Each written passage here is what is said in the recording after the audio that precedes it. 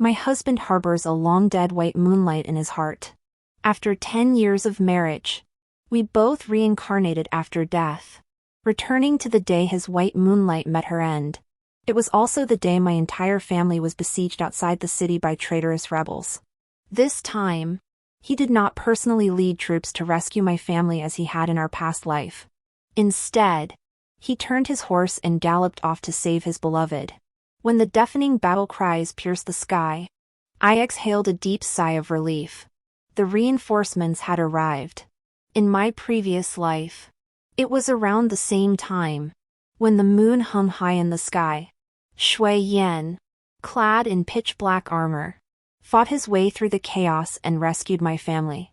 His appearance then, heroic and dashing, was like a celestial being descended from the heavens. It was love at first sight. Rebirth had thrust me back into such perilous moments, there was no time for further thoughts. I could only gaze anxiously at the moon, counting the minutes until Shui Yan could break through the enemy lines. My father's army had suffered heavy losses, now fighting a retreat with their strength nearly spent. My mother and Nanny Lin clutched me close, shielding me behind soldiers as we scrambled toward an earthen pit. The whistling of crossbow bolts filled the air. A soldier beside me twisted to block an arrow for me. Blood spattered onto my skirt. A life was snuffed out right before my eyes. My eyes widened in shock before I could process it. My mother covered my eyes with her hand. Though her own voice trembled with fear, she tried to reassure me. "It's okay, Lang Lang. Your father has led his men forward. With the reinforcements outside coordinating an encirclement, we'll be safe soon." Married to Shui Yan for 10 years, I had accompanied the army on campaigns more than once. I'd seen death before, but a soldier dying to save me? That scene hadn't played out in my past life. And now, with the moon high in the sky, Shui Yan was nowhere to be seen. What terrified me was how things diverged from my memories. I feared something had changed. My unease didn't linger long. The defeated rebels, seeing victory impossible, turned and launched flaming arrows toward our hiding place. The autumn grassland, parched and dry, caught fire instantly. We had no choice but to rise from behind the earthen pit and flee the spreading flames. We charged straight ahead for 2 li before the whistling of arrows and the clamor of battle suddenly grew faint. My father and his men must have won. Before I could catch my breath, a heavy weight landed on me. Instinctively, I reached out and caught my mother's collapsing body. Nanny Lin's voice, choked with tears, reached me. "The mistress. She's been hit. Her back is soaked in blood." The hand I placed on my mother's back was already covered in blood. My whole body trembled uncontrollably. "Mother. Mother. Please don't be hurt." Just then, my father arrived with his men. He lifted my mother from my arms onto his horse and hurried toward the nearest camp for medical aid. In my panic, I forgot that in this lifetime, I hadn't yet learned to ride. Grabbing a horse at random, I swung myself onto its back and galloped after my father's horse toward the camp. Rushing headlong toward the camp, I charged forward too quickly, failing to notice someone nearby. Clatter! The sound of a bowl shattering echoed. Turning at the noise, I saw Shui Yan. He'd been holding a bowl of medicine, which I'd just knocked to the ground without thinking. A gentle female voice drifted from the tent. "Yan Gu. What happened?" It took me a moment to realize. That voice belonged to Ro, Shui Yan's long-dead moonlight from his past life. Shui Yan shot me a heavy look, gave me a brief nod, and said nothing. He lifted the curtain to speak with Ro. My mind was preoccupied with my mother's injuries. I had no heart to concern myself with them. Just before leaving, I overheard him softly explaining to Ro. "I accidentally knocked over the medicine. I'll go brew you another bowl." Fortunately, the military doctor treated her promptly. The arrow hadn't penetrated deeply, but the wound had bled heavily. She'd need careful recuperation now. Hearing this, a weight lifted from my heart. I took the prescription the medic had written and set out to brew the medicine myself. As I reached the doorway, I paused, remembering my encounter with Shui Yan. "Nanny," I said, "take this prescription to get the herbs and brew the medicine. I'll stay here until Mother wakes." With the crisis past, my mind cleared. Only now did I understand why Shui Yan had appeared here. Why? Unlike in my previous life, he hadn't personally led troops to rescue us this time. Shui Yan and I had died on the battlefield on the same day. If I could be reborn, so could he. Possessing memories of the future, he chose to save Xiero, who was in mortal danger, to make amends for losing her in his past life. As for whether he considered the risk to me, probably not. Even after 10 years of marriage, we were merely a superficially affectionate couple. He never once revealed genuine feelings toward me. My pride knew he didn't love me, so I always pretended not to love him either. When Nanny Lin returned with the brewed medicine, Shui Yan followed her inside. I was clutching my mother's icy hand, tears streaming down my face. The moment our eyes met, I saw a fleeting flicker of guilt in his gaze. So swift it could have been a mirage. I knew we were no longer husband and wife, with no obligation to each other. He had no duty to come to my rescue first.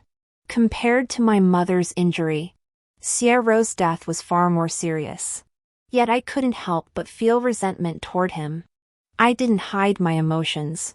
Shui Yan watched me silently for a moment before asking, "Lang Lang, can we step outside for a moment?"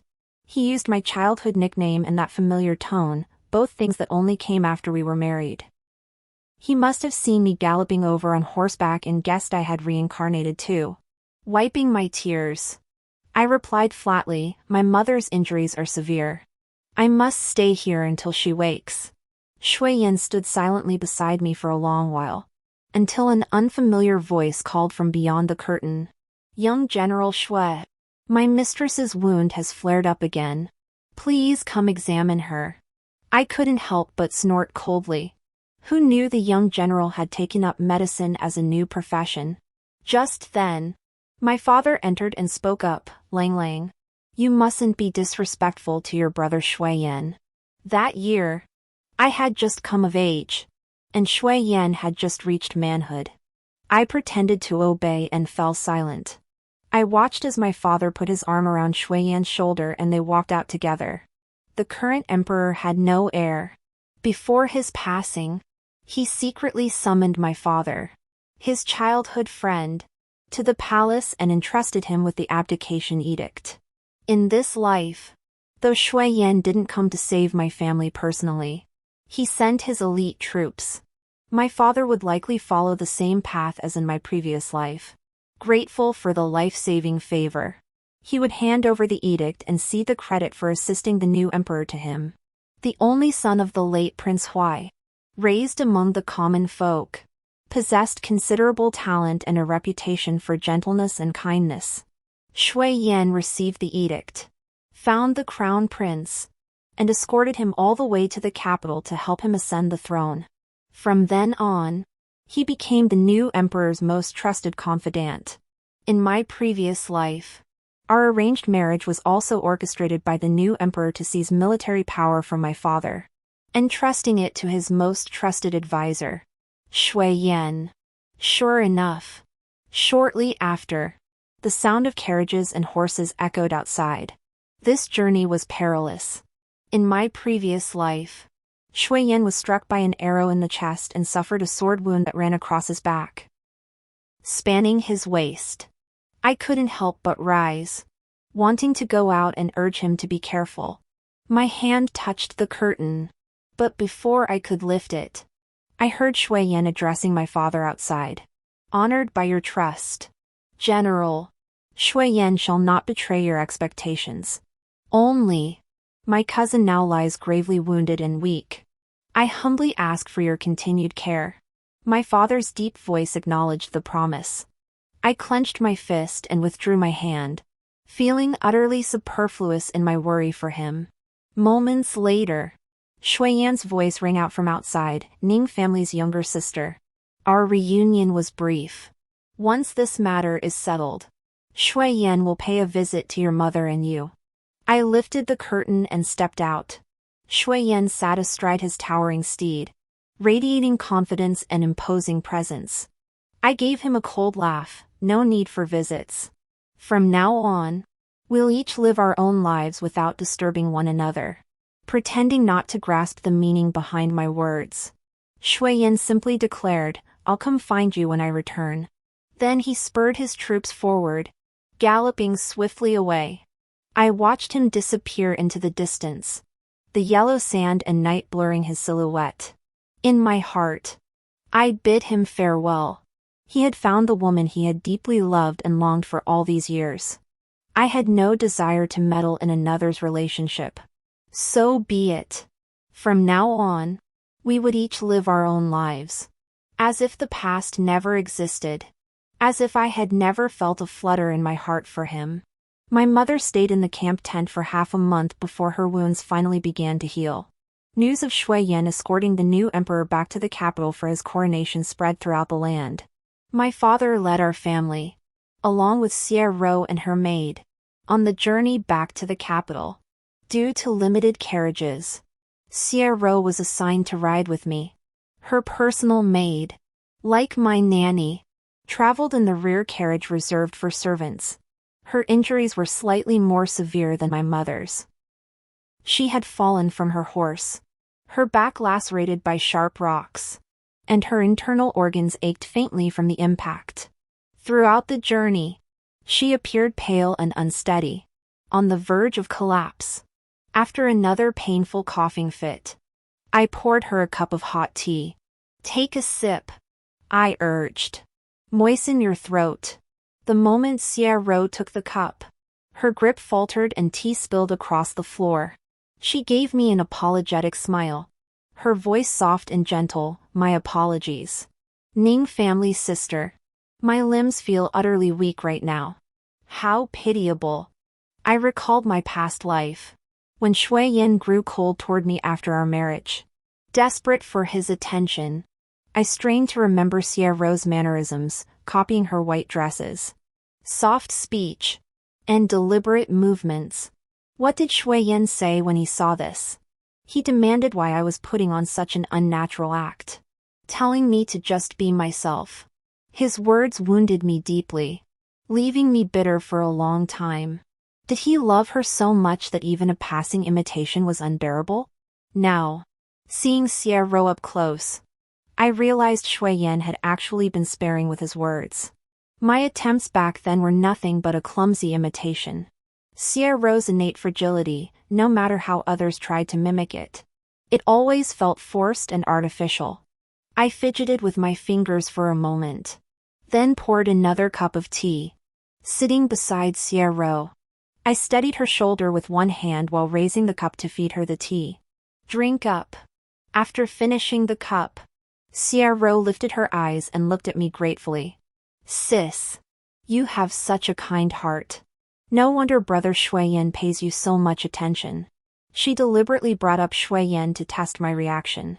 The fleeting admiration I'd felt for her appearance vanished instantly. I snorted, sat back in my own seat, and replied, You needn't test me.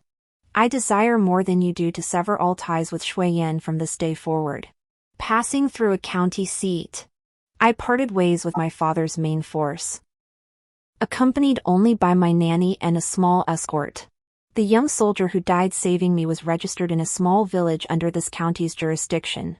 My father told me the soldier had lost both parents early, leaving only a younger brother to rely on. My purpose in going there was to find this brother and bring him back to the Ning estate for proper care. For a life saved, I felt I must repay the debt in some small way. When I saw Ing Bufan, I was somewhat taken aback. A 15-year-old boy raised in the countryside should have been lively and outgoing. Yet he was remarkably quiet. When my men and I appeared at his doorstep, he sat reading under a tree by the entrance. As our group approached, he glanced up, and the book slipped from his hands to the ground. My elder brother. has met with misfortune? Though phrased as a question, his tone held unwavering certainty. I stepped forward, bent down to pick up the book, and handed it back to him with both hands. I am the only daughter of the Northern Frontier General. On the day of the rebel uprising, your brother shielded me from a sword and died. I am. Ing Bufan cut me off, asking, "Where is my brother's body?" Sealed in an ice coffin. It should arrive in a day or two. My journey here is to ensure my benefactor is laid to rest. Hearing this, Ing Bufan nodded silently. Standing in the tree's shadow, his expression was sorrowful. His eyes reddened, yet he stood perfectly straight. He seemed far too mature for a 15-year-old. I noticed his hand holding the book trembling slightly, and guilt and sorrow welled up inside me. I couldn't help but step forward to steady his hand. I am deeply sorry for taking your only family member from you. After your brother is buried, I will take you back to the Ning residence. From now on, I will be your family. Ing Bufan did not refuse to return to the Ning residence with me. Yet he declined my father's offer to adopt him as a son. Having already passed the provincial exams, he made only one request to my father, to be sent to the Imperial Academy for further studies. My father, ever the man of honor, stretched his connections and pulled strings to securing Bufan's admission into the Imperial College. In private, he praised the boy to me, saying, "This youth possesses literary depth and intellectual breadth. He will surely become a great talent." Truth be told, I was astonished myself. Growing up in that barren, remote village, his education must have been severely limited. Yet he passed the provincial exams at such a young age, truly a prodigy.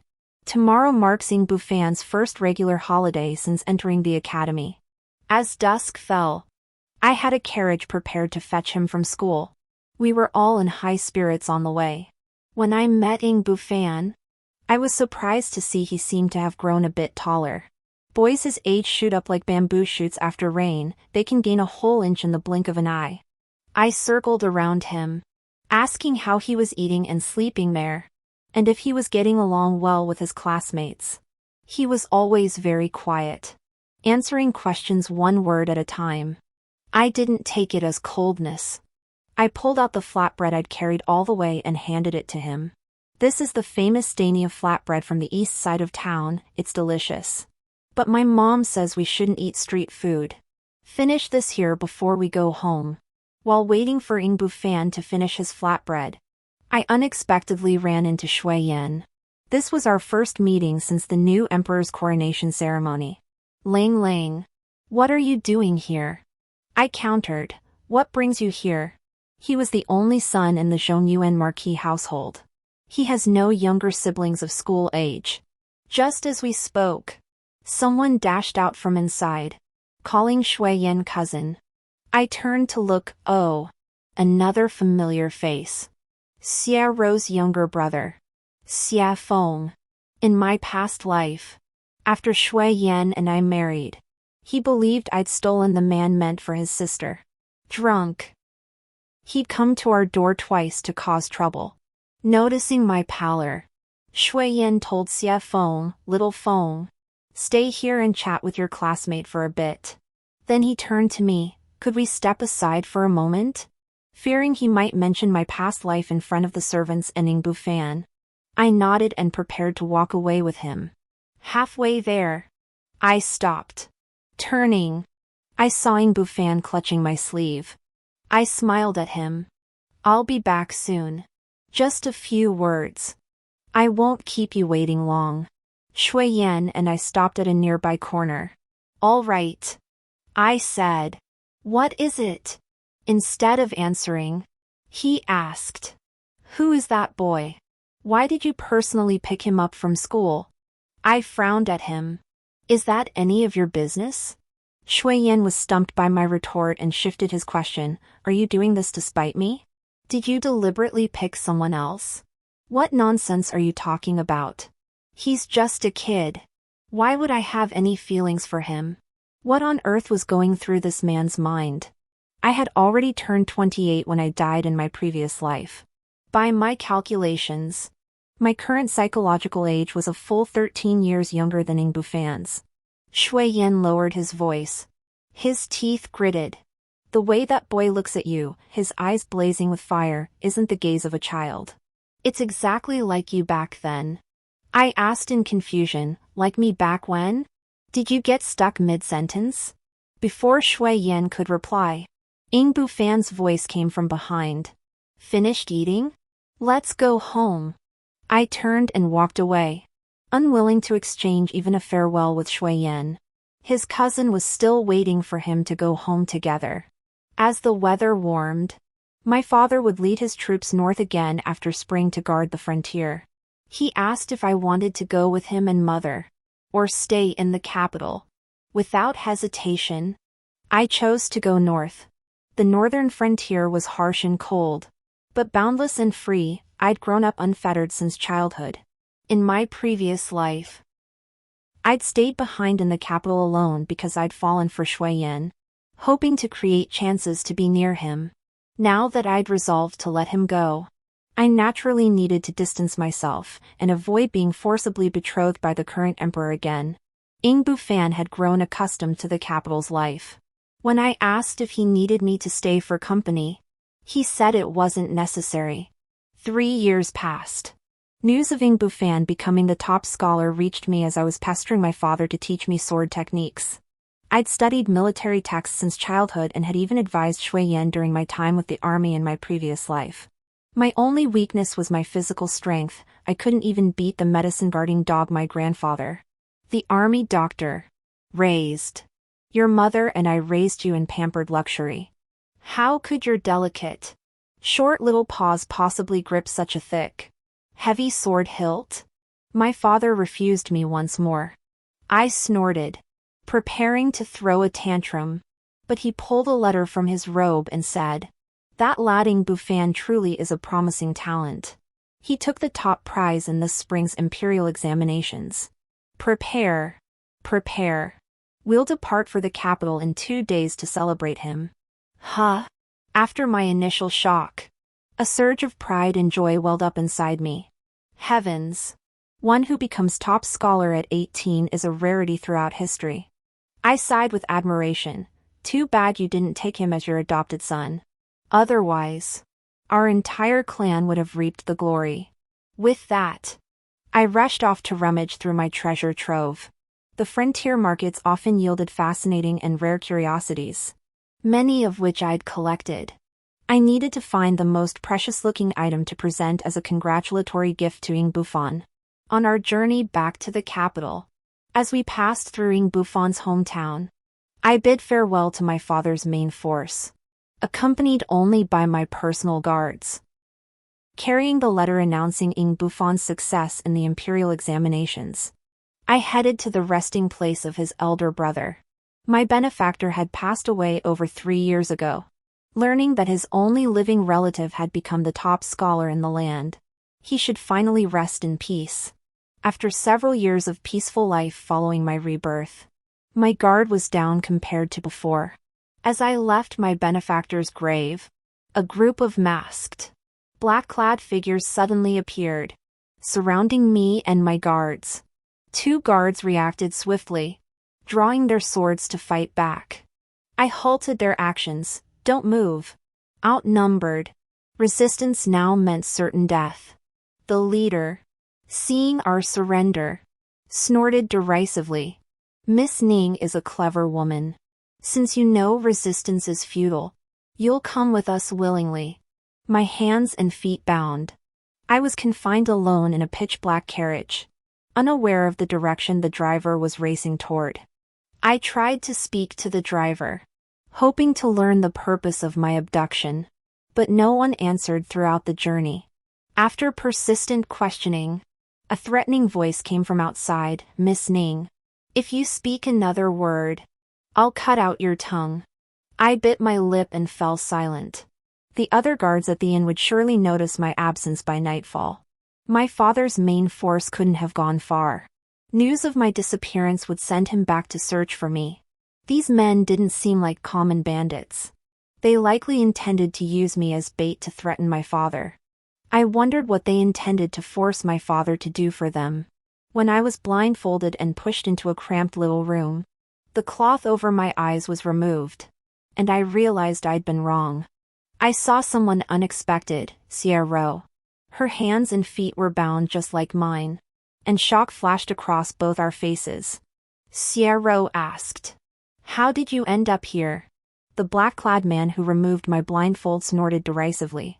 "What are you playing at? How could you not know why she's here?" With that, he turned and stuffed 2 cloth balls into both Sierra's and my mouths. I couldn't help but roll my eyes inwardly.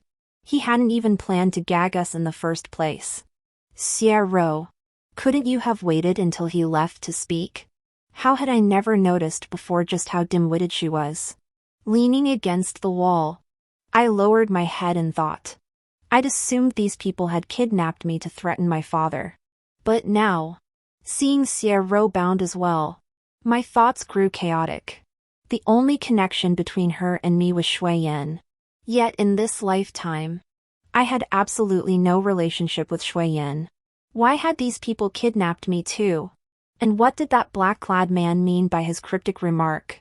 Did Sierra know why I was captured? Could it be that Shui Yan, that dog of a man, had spouted nonsense about our past while I was away from the capital? I inched closer towards Sierra, nudging her foot with mine. When she looked at me, I strained to ask how long she'd been here, but only muffled grunts escaped. Sierra responded, Great. Neither of us understood the other. After our failed communication, we both fell silent. Just wait. At the latest, by tomorrow's dawn, once my father got word, he'd be searching the entire world for me. Dawn came and went. Then night fell again. Instead of my father, Shui Yan arrived. The black-clad men escorted Sierra and me out. And only then did I realize we were on a mountaintop. They shoved us all the way to the cliff's edge before stopping. Archers lay in ambush around us, while 2 squads of black-clad men stood guard with torches raised. An ominous foreboding grew stronger within me. Only when Shui Yan charged up the slope with his men did the silent leader speak. "General Shui, I, Song, have been awaiting your arrival." As he spoke, he lifted the hood concealing his face and asked Shui Yan, "Does General Shui still remember me?" The bandit's face was unexpectedly handsome. I had expected a face twisted by utter malice. Shui Yan spoke in a solemn tone. "Song Sherlin, your wife's death was not my wish. Now you kidnapped the daughter of an imperial official. Do you intend to disregard her dying wish? There must be a story behind this." I was about to listen carefully as they explained the circumstances. But the bandit, who had seemed calm moments before, suddenly changed. His eyes reddened as he drew a long sword, pressing it against both my neck and Sierra's. Sierra and I stood arm to arm, both of us shivering simultaneously. "Don't speak of my wife's dying wish. My beloved is dead. What meaning is there in my living alone? You gave me no choice that day. But today I'll let you choose. These 2 women, one I'll let go with you. The other will jump the cliff to bury herself with me. General Shui, have you decided which one you want?" The night wind howled up from the cliff's edge, drowning out the name Shui Yan murmured. But I didn't need to hear it clearly to know. He would only choose Sierra. From the moment he abandoned his own family upon rebirth, I understood, between Sierra and me, I was already the discarded one. Shui Yan stared at me, his eyes flickering with conflict. Then he slowly raised his hand, pointing at me as he spoke each word. "I want her to live." Sierra, her mouth stuffed with cotton, struggled to make muffled sounds resembling sobs. I had no time to turn and look at her, only staring at Shui Yan in utter disbelief. He, too, was staring deeply at me, his eyes filled with unreadable emotion. The whites reddened as if he might cry. Between Sierra and me, he had actually chosen me? He had wanted Sierra to live so desperately. thinking of her constantly for so many years. Before my jumbled thoughts could settle, the bandit let out a strange chuckle from deep in his throat. You chose wrong. I felt a brutal shove to my shoulder, followed by a sudden sense of weightlessness, as I fell face up toward the cliff's edge. I saw Shui Yin dash to the precipice and leap down without hesitation. He reached out to me, shouting something I couldn't make out, whether it was a dying hallucination or not. I thought I heard my parents calling my name. A sharp pain shot through me, and then darkness engulfed my vision as I lost consciousness. Lang Lang, marrying me must have been a hardship for you. I promised you I'd never take a concubine in this lifetime. What difference does it make if she's a princess? You alone are enough for this lifetime. Want to offer advice? Fine. I trust you have the wisdom. It felt like I'd fallen into a dream, trapped within memories of a past life. In that past life, Shui Yin had his flaws. He didn't love me, but he also had his virtues. My parents had been devoted to each other their entire lives. So my only condition for marrying Shui Yin was that he never take a concubine. He agreed and kept his word. Even when the princess, favoring him, offered to become his concubine, he firmly refused. My father believed his daughter was a delicate flower meant for sheltered rooms. Yet he respected my decision to join the front lines, allowing me to accompany the army and offer counsel. Just as I was thinking of my father, I suddenly heard his heart-wrenching sobs. My father, a towering, 8-foot-tall giant. In all my years, I'd never seen him shed a tear. My curiosity grew stronger, and my consciousness slowly sharpened. Awake. Awake, Lang Lang has opened her eyes. The first thing I saw was my father's unshaven face, streaked with tears. With every ounce of strength, I managed to say, "So this is how ugly father looks when he cries." My consciousness drifted in and out of clarity, but each time I awoke, I found Ing Bufan silently standing guard by my bedside. He looked like a mute guardian statue. Honestly, on such a joyous day, his top-ranking success in the imperial exams, I'd ruined it all. I smiled guiltily at him. Once I'm healed, I'll throw you a grand banquet to celebrate properly. Fortunately, the cliff's edge was covered in vines that cushioned my fall, and below lay a river, preventing me from being shattered into pieces. My father claimed Shui Yin was more severely injured than I was. Though he'd broken his own leg, he still carried my unconscious body forward for some distance.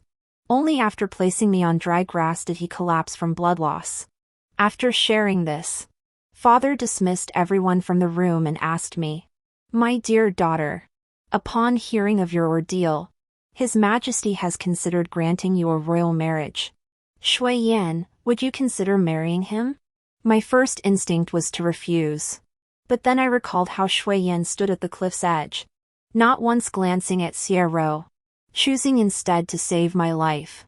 When I was pushed off the cliff, he leapt down without hesitation, determined to die with me. Fearing I'd be swept away by the current, he dragged me to safety despite his own severe injuries and excruciating pain. A flicker of doubt stirred in my heart. Perhaps he truly cared for me? Perhaps the bond between him and Sierra wasn't what I imagined? In my past life, we never shared our feelings, nor did we know how to love. Could it be that many things remained unsaid, leading to misunderstandings that lingered until now? I lowered my head to avoid my father's gaze and replied, "Let me think about it."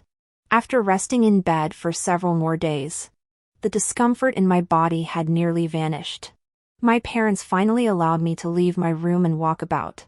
While basking in the sun in the courtyard, I heard that a servant from the Shui household had arrived to deliver a letter. My personal maid brought the letter inside. Unfolding it, I recognized Shui Yan's handwriting. He invited me to meet at dusk in a tavern within the city walls. He said he wished to discuss the arranged marriage with me. At the end, he added, to renew our past connection, I could not ask for more. This was the only sentence he had ever spoken to me across 2 lifetimes that could be considered an expression of his feelings. The maid beside me gasped, "Miss, why has your face suddenly flushed? Is your wound hurting again?" I lowered my head, covering my face. "It's just the sun. It's a bit fierce today, making my face feel hot." Repeating the same path requires immense courage. But if Shuiyan feels for me as I feel for him, if he shares the same affection, then spending another lifetime with him isn't impossible. In my past life, pride kept me from ever revealing my feelings to him. This time, my honesty always managed to melt his icy heart. With this thought, I rose and headed toward my father's study. I would tell him first I was willing to marry. Outside the study, I unexpectedly bumped into Ing Bufan emerging from within. The midday sun was blazing. When he looked at me, his gaze held no restraint. Love and admiration were plain for all to see. That look felt so familiar. It was the same look I saw every day in the mirror during those early days after marrying Shuiyan.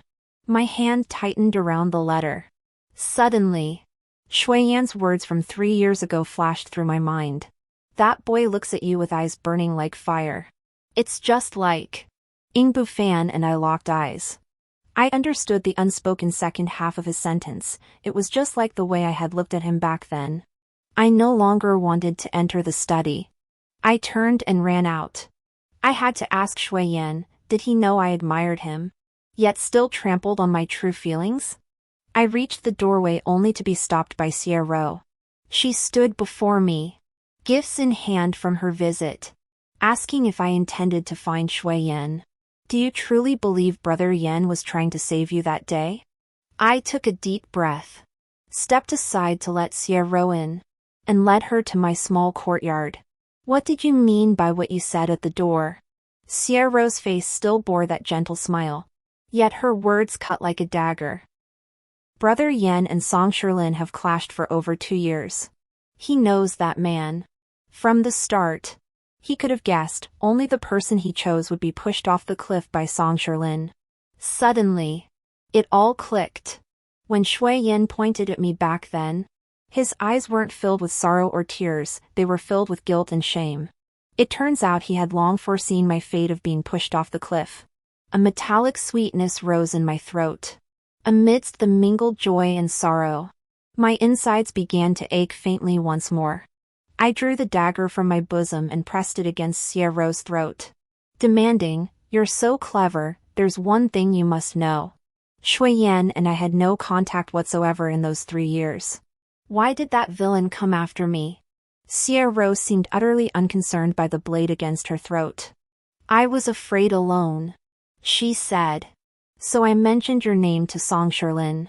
He brought you here to keep me company. I knew it." Back then, events unfolded one after another, leaving me no room to focus my thoughts. After waking, I replayed the events over and over, piecing together that my capture might be connected to Sierra. I asked her, "Does Shuiyan, the man you claim to love, know about this selfish, venomous side of you?" To my surprise, Sierra looked at me with mocking contempt, as if I'd told a joke. "I told Yengo long ago that you were arrested because of my careless words."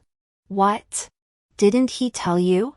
Then perhaps he also didn't mention that he's already forgiven you?" Disgusting. Both of them are equally shameless and utterly revolting. What you've done will be punished by the law. Shuiyan's forgiveness is worthless bullshit.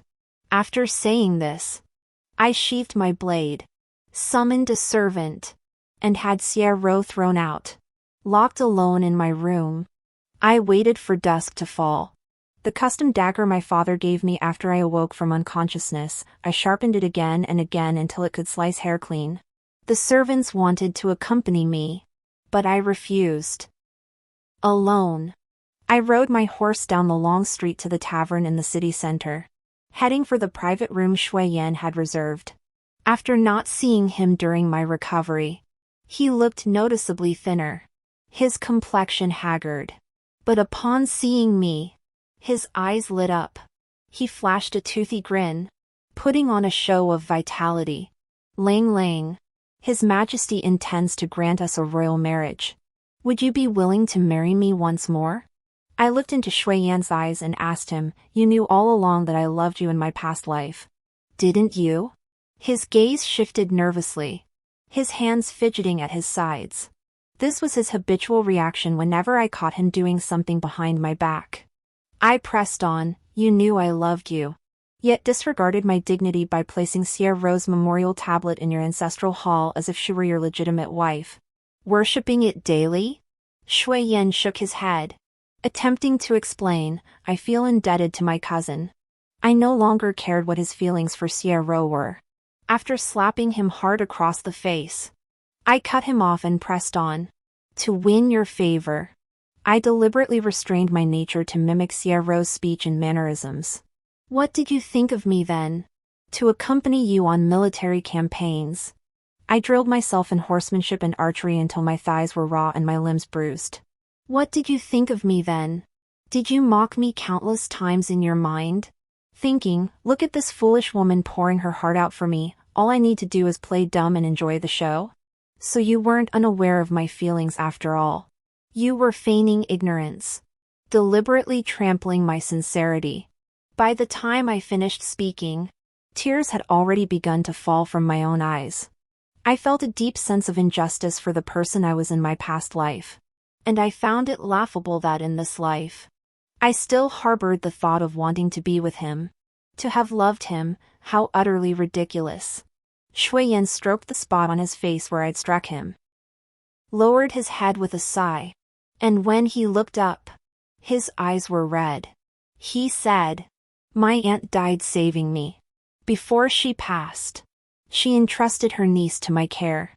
In my past life, my negligence cost my cousin her life. That guilt has weighed on me, making it impossible for me to be a loving husband to you. This lifetime, I saved my cousin's life to repay my aunt's debt. There will be no further entanglement between us. I fell in love with you long ago through our daily life together. I roughly wiped away my tears, staring at him with disappointment. So you repay your debt by hurting me? 10 years of marriage, and you gave me nothing but indifference. What good is feigning deep affection now? Shui Yan bowed his head deeply, his voice heavy with sorrow. I know I have wronged you greatly. For the rest of my life, I will strive to make amends, if only you would give me one more chance. I spat out bitterly, a chance? Fine. I'll give you one. I was kidnapped by those bandits because of Sierra Rose. Kill her, and I'll forgive you. Shui Yan looked up at me, seemingly stunned by my demand. His voice was firm, impossible. My cousin's family has done me favors. I cannot take her life. I have already expelled her from the Shui residence. We shall never meet again. Of course. I sneered coldly. Even after all she did to harm me, he still shields her like this. I drew the dagger from my bosom and pressed it against his throat. Then pay with your life, and I might forgive you. After all, my fall from the cliff was your deliberate choice. You already owe me a life. Shui Yan's body stiffened. That reaction. Sierra Rose hadn't lied to me. He knew from the start that the choice he made would send me plunging down. Hatred churned within me, and I couldn't resist tightening my grip. Blood stained the blade. Shui Yan let out a pained hiss, flipping backward to dodge. He spun back swiftly, knocked the dagger from my hand, and pinned me against his chest. I'm sorry, Lang Lang. I've made countless mistakes. You can hit me or scold me, but you cannot kill an imperial official. Doing so would affect your entire Ning family. The thought of my family brought me back to my senses. For a general, military power must not be excessive, and reputation must not be excessive. My father, guarding the frontier for decades, possessed both, compounded by his status as a trusted confidant of the late emperor. The new emperor had already grown suspicious of him. That's why they arranged this marriage, to let Shui Yan, as my husband, consolidate the military power my father commands. I cannot kill Shui Yan, But I refused to marry him. Taking several deep breaths to steady my emotions, I turned and walked away. I must return and devise a plan. I would rather die than have any further connection with Shui Yin. Outside the tavern, Ying Bufan stood silently by the door. He asked nothing, merely extending his hand toward me. I rushed over, mustering my last ounce of strength to whisper, "Take me home. Quickly." With someone close by, the breath I'd been forcing myself to hold finally escaped. Before darkness swallowed me and I collapsed, I felt myself falling into a warm embrace. Having just recovered from severe injuries, this shock sent waves of pain through my chest. Ying Bufan took over the servant's duties, personally brewing and delivering my medicine daily. My mother hinted he was an outsider and should keep his distance, but he pretended not to understand, just as he had insisted on staying by my bedside when I last lay unconscious. When my father returned from court to see me, I dismissed the servants, sent away both my mother and Ying Bufan, and asked him if he could surrender his military authority and voluntarily retire. I no longer wished to be forced into marriage with Shui Yin. The only solution was for my father to resign, thereby dispelling the emperor's apprehensions. But instead of answering, he asked me, "Is it that you don't wish to marry that Shui Yin boy?" Before I could respond, he continued, "I've heard rumors these past days. That boy keeps a confidant cousin in his household, often bringing her to banquets. My daughter certainly cannot marry a man whose heart belongs to another." I blinked, staring at my father. He gently stroked my head. "Your father isn't foolish. I understand the emperor's suspicions toward me. I formally resign today. Yet His Majesty still seems intent on forcing your marriage to Shui Yin." Just then, the door swung open. Ying Bufan entered, immediately kneeling before my father and kowtowing 3 times. "I seek to marry Lang Lang. From the moment I first laid eyes on her 3 years ago, my heart has been hers. I waited until passing the imperial examinations to declare my feelings. From this day forward, for the rest of my life, my body and soul shall belong to her alone. I swear this upon my late elder brother." That final sentence sent a jolt through my entire body. That was a rather serious oath to take. My mother, who had followed him in, stepped forward and helped Ying Bufan to his feet, looking quite pleased with him as a potential son-in-law. She sighed and said, "This boy truly loves my daughter. Lang Lang, what do you think?" 3 pairs of eyes in the room instantly fixed on me. I studied Ying Bufan. The youth who had stood shoulder to shoulder with my father just 3 years ago now stood tall and slender, a full half-head taller than my father. His face bore the classic features of a scholar, fair and refined. Rumor had it that among the noble ladies in the capital, the number seeking to marry him was second only to the young prince famed for his beauty. I asked my parents to step out so Ying Bufan and I could speak alone. It seemed there truly was no better solution than marrying him. Everyone knew he was the younger brother of my life-saving benefactor, and that I had brought him to the Ning residence to repay that debt. Marrying him could be presented as a love that blossomed over time, or as a debt of gratitude settled with my life. Even the emperor couldn't find fault with that. But I didn't love him, and I shared such a complicated past with Shui Yin in my previous life. To avoid the imperial match and marry him would be truly unfair to him. Ying Bufan crouched beside my bed, gazing at me. Every word I spoke to the general earlier was true. "Lang Lang, I've cherished you for a long time." This directness left me flustered. I could only clasp my chest and cough twice. I whispered to him, "Listen carefully. Have my parents gone far enough?" Ying Bufan nodded firmly. "Far enough. Good. I need to tell you something that might surprise you. After you hear it, you can decide if you still insist on marrying me." I turned my gaze to the top of the bed canopy and began recounting my past life with Shui Yin, piecing together my memories as I spoke. After listening, Ying Bufan fell silent for a moment before saying, "I'll be honest with you too. Besides you two, There's another reborn soul, me. My love at first sight for you began in our past life. Huh? I whirled around to stare at Ng Bufan. I was certain I'd never seen this face in my past life. Where had he seen me? When had he fallen in love with me? You must have many questions now. After we marry, I'll tell you everything slowly. Before you, I'll never keep any secrets. I clenched my fists. Fine. I'll marry you. There was no time to delay. Judging by the timing of the arranged marriage from my past life, I had little time left to devise other strategies.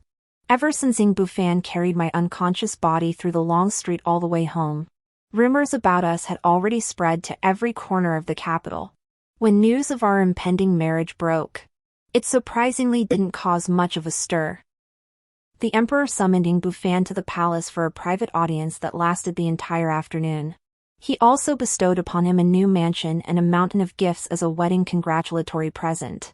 Having narrowly missed becoming the top scholar and lacking any powerful backing, Ng Bufan was precisely the kind of talent the emperor sought to cultivate as a trusted courtier.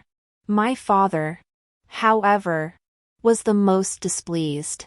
Whereas he had once only praised Ng Bufan, now he constantly muttered by my ear about how that boy had gotten off easy. The night before my wedding, Shui Yan broke into the general's residence. The entire garrison was mobilized. Yet they failed to stop him. He made his way straight to my courtyard. I was trying on my wedding gown when the commotion drew me out. There stood Shui Yan, stumbling into the room. His gaze locked on me in my crimson attire. He faltered. Then tears welled in his eyes. Lang Lang, you are my wife. You cannot marry another. I took a step back, watching my parents rush into the courtyard. I can handle this, I told them. Please go back and rest. My father rolled up his sleeves, ready to confront Shui Yan, but my mother pulled him back. I had once confided in her about my past connection with Shui Yan. Now, she wisely gave me space to sever that bond. Only after my parents had walked far away did I turn to Shui Yan and say, "Do you know when I fell in love with you in my past life? The moment you led your troops to save my family from peril." Shui Yan's gaze remained fixed on my wedding gown. "I know," he replied. Your eyes then seemed to dance with firelight, a sight of unparalleled beauty. I continued, "But in this life, you altered the predetermined course. You chose to save Xie Ro instead of me. So I have no reason to love you again." Shui Yan, one cannot gain everything without loss. Between Xie Ro and me, you had to choose one. You made your choice long ago, and I was the one you abandoned. In this life, a soldier died saving me, and I married his only brother to repay that debt. Karma is intertwined, we must both accept our fate. Shui Yan trembled as he pulled a pair of porcelain dolls from his robe and handed them to me.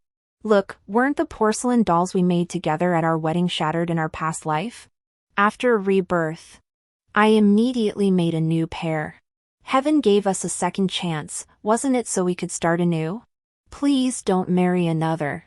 If you dislike Xie Ro and Xie Feng, I've already sent them to overseas vassal states.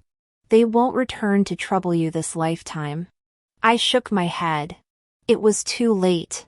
My feelings for him had long been ground to ashes by repeated disappointments.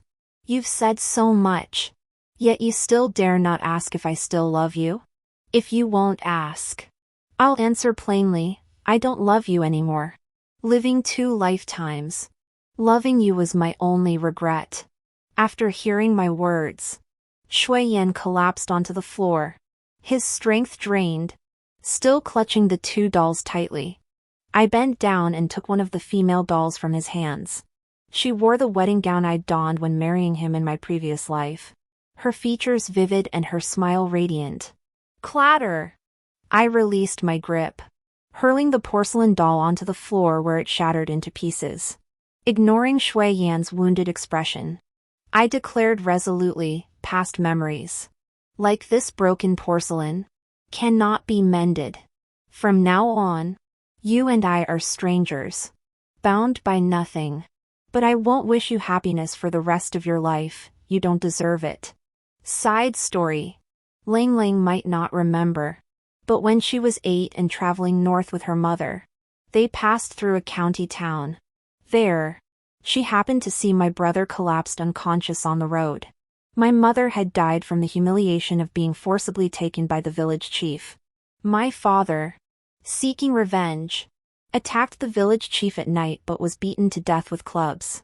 My brother sought justice, beating the drum outside the county office every day to cry out his grievance. Yet officials protected one another, ignoring his pleas.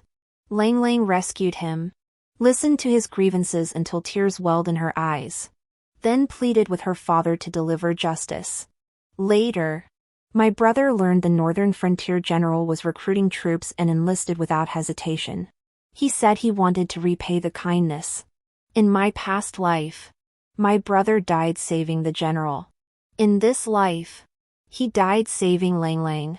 My rebirth came too late to alter his fate. Fortunately, an old Taoist priest told me my brother had been reborn into a wealthy family. In my previous life, I followed my brother's parting advice before he enlisted and devoted myself to studying to pass the imperial examinations. I resolved to become an upright official who would speak for the people and root out corrupt officials who harmed the populace. At 21, I finally passed the imperial examinations and entered the palace for the final court examination. When I saw Lang Lang, she was already married. From afar, I watched her beneath the willows by the lake, her charming smile as she chased butterflies and played with flowers. Just as my brother had described, she was a woman whose very presence radiated beauty. My heart skipped a beat, yet I could only retreat silently and watch from afar. Her husband was a young, renowned general with glorious military achievements, while I was merely an obscure scholar who had clawed my way to success through the provincial examinations. She was the bright moon, meant to be paired with the fiery sun. Yet she was not happy. Her husband was the center of attention, and rumors about their marriage swirled throughout the capital. I probed everywhere and learned that her husband harbored a secret love for another woman, treating her coldly and even allowing the brother of this other woman to come and provoke her. I stalked Xia Feng for 10 days. After he once again caused trouble at the Shui residence, I ambushed him, beat him into a sack, and broke one of his legs. Later, news arrived that she had perished in battle while accompanying the army north. At that time, having earned the emperor's trust, I volunteered to accompany the retired Northern Frontier General northward. We repelled the enemy forces and recovered her remains. After her funeral, I felt life held little meaning. I drafted a letter to request my retirement from the emperor. Then, an old Taoist knocked on my door, pleading for me to remain in office. He claimed his nightly celestial observations revealed the general's demise and the future chancellor's resignation, foretelling a court overrun by treacherous ministers and the nation's impending collapse. I remained silent, continuing to draft my resignation. The Taoist's beard-tugging grew frantic as he asked, "If I offered you a second chance, on the condition you devote your life to upholding the empire, would you accept?" I pulled out a fresh sheet of paper, wrote a passage, and handed it to him. I wrote, "You bestowed upon me a treasure trove, I repay you with my very being." The Taoist said what I sought was destined for me. But human hearts are fickle, and fate is unpredictable. I must strive diligently myself. Fortunately, my efforts began to bear fruit. Lang Lang herself may not have noticed, but she was gradually growing closer and more trusting of me. Days stretched long, and I waited patiently. The heart can be cultivated slowly. Shui Yan, side story. After Lang Lang's marriage, my heart grew cold, and I withdrew to guard the frontier. I heard she and her new husband lived in perfect harmony, deeply devoted to each other. From birth, I possessed what most people could never attain in a lifetime. Yet I lost the only one who truly loved me. How tragic it is, I always prided myself on my exceptional intelligence. Yet I was blinded by gratitude and failed to see Xie Ro's true nature. That woman, before I sent her away, tore off her mask of gentleness for the first time and screamed at me hysterically. All these years, she clung to me relentlessly because her mother had forced her to marry me, even driving her beloved to suicide in secret. After her mother died saving me, she channeled her hatred toward me, vowing to make me taste the agony of eternal loss. That one wrong choice at the cliff's edge became a lifelong torment in my heart. Lang Lang was right, my debt to my aunt was repaid by hurting her. How utterly shameless and despicable I was. With no room left for compromise in reality, I became obsessed with seeking answers from gods and sages. I wanted to know if Lang Lang and I could ever have another earthly connection. Finally, upon my retirement in old age, the renowned master Hong Yuan concluded his pilgrimage abroad and returned to the capital. I made 3 visits before securing an audience with the master. I inquired whether the bond between Lang Lang and me might be renewed. The master gazed at me briefly before closing his eyes in meditation. Seated on my meditation cushion, I waited from daylight until evening stars descended. Only then did the master speak slowly. Lay person, I have glimpsed a fragment of heavenly secrets. You and the one you seek were never destined to be. It was only through the chaos of fate's constellations that you were mistakenly bound in marriage. Your present outcome is the true path laid out by destiny. Do not cling to excessive desire. Leaving the temple, I stumbled and nearly tumbled down the mountain. I understood the master's words. She and I were never meant to be together. That we were husband and wife in a past life was entirely due to the favor of a disordered fate. And I, living in that blessing, failed to cherish it. Regret is useless, regret comes too late. The end.